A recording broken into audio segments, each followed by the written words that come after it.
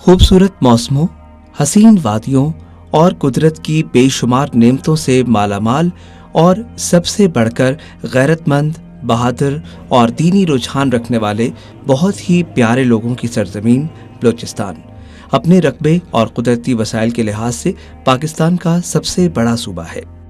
बदकिस्मती से ये सूबा गुर्बत, बुनियादी सहूलियात से महरूमी और सियासी मुनाफरत के अलावा बहुत से दीगर मसाइल से दोचार है। मुल्क के बाकी इलाकों की तरह यहाँ भी अक्सर मसाइल की जड़ जहालत और मेयारी तालीम से महरूमी है।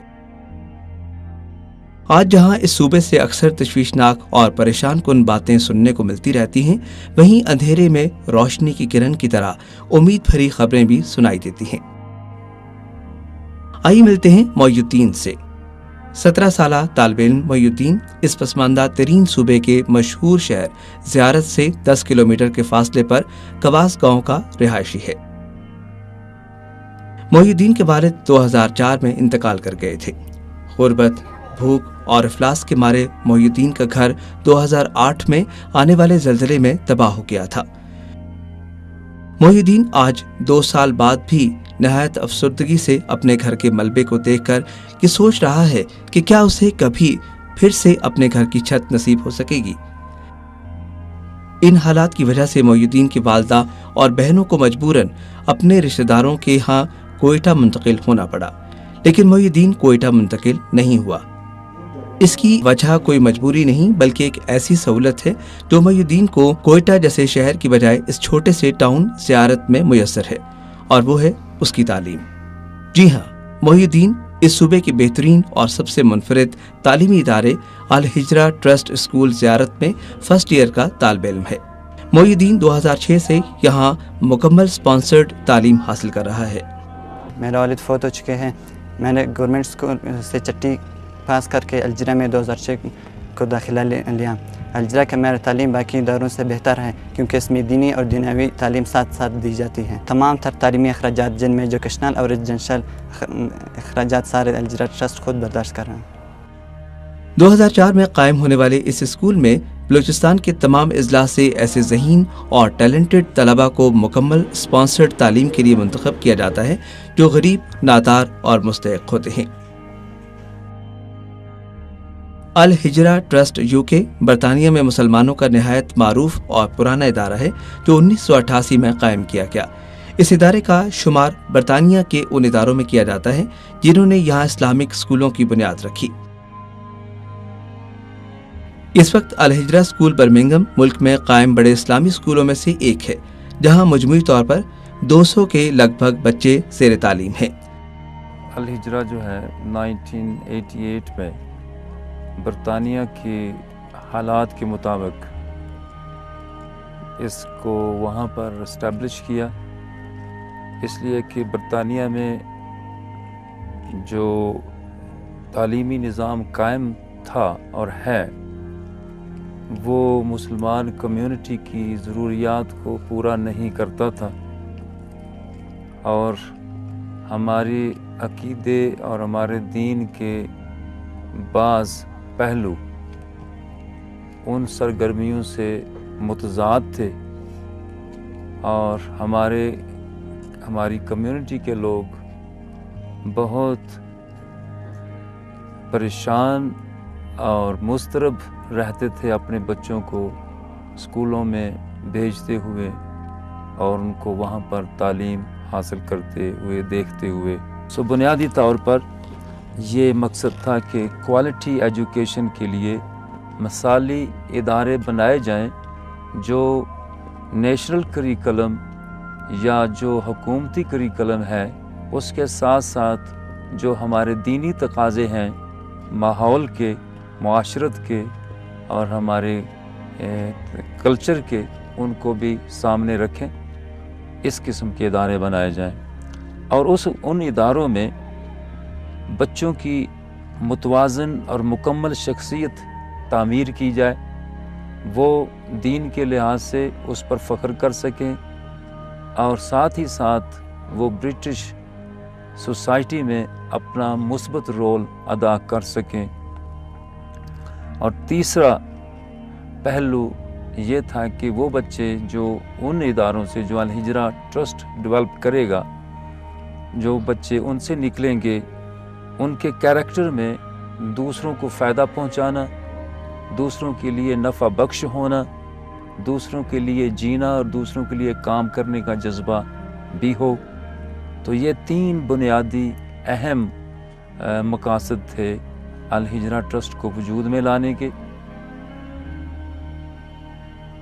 2004 میں الہجرہ ٹرسٹ برطانیہ کے زیر اہتمام زیارت میں ایک اسکول کا آغاز کیا گیا۔ الہجرہ ٹرسٹ اسکول ایک مکمل رہائشی ادارہ ہے۔ اسکول میں سب بچوں کو تمام تعلیمی سہولیات بالکل مفت فراہم کی جاتی ہیں، جس میں ان بچوں کی تعلیم، یونیفارم، رہائش اور خوراک بھی شامل ہے۔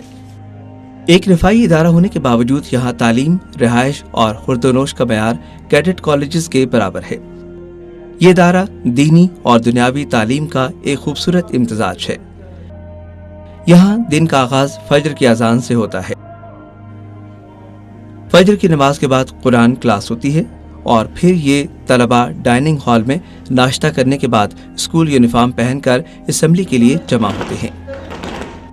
بلوچستان، جہاں آج ہر جانب نفرت کے جذبات پروان چڑھائے جا رہے ہیں، وہاں الہجرہ ٹرسٹ اسکول میں روزانہ پاکستان کا قومی ترانہ نہایت شان و شوکت کے ساتھ پڑھایا جاتا ہے۔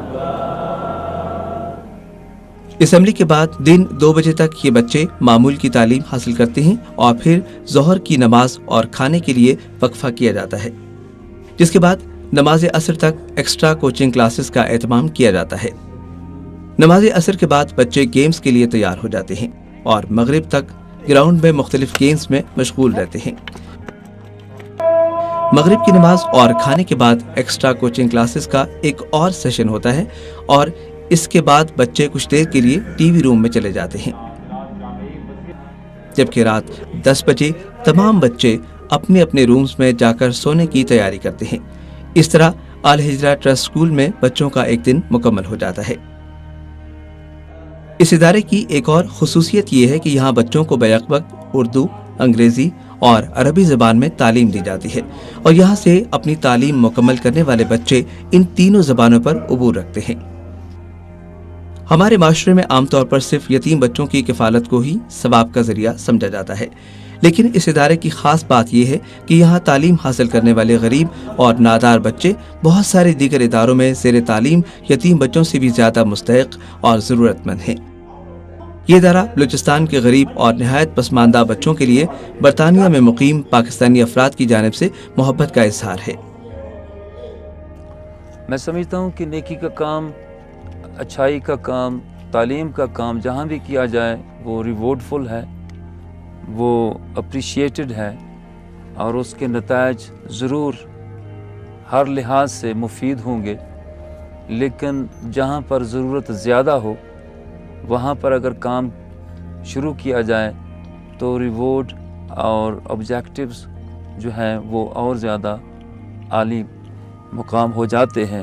میں نے صرف جو ضروریات تھیں بلوچستان کی اور جو یہ پہلو تھا کہ بلوچستان نگلیکٹڈ ہے، ڈپرائیوڈ ہے، میں الہجرہ ٹرسٹ کی طرف سے فرام دا ڈے 1 یہ تاثر نہیں دینا چاہتا کہ الہجرہ جو ہے وہ بھی بلوچستان کو نگلیکٹ کر رہا ہے، بلکہ ہم نے اپنے کام کا آغاز سب سے پہلے اس صوبے سے کیا جو بہت زیادہ دور ہے، جہاں پر کوئی آدمی وزٹ کرنے کے لیے بھی 1000 دفعہ سوچتا ہے، لیکن ضرورت اس مقام پر میں نے سب سے زیادہ محسوس کی مقابلتاً، خواہ اس کام کی ضرورت ہر جگہ پر موجود ہے۔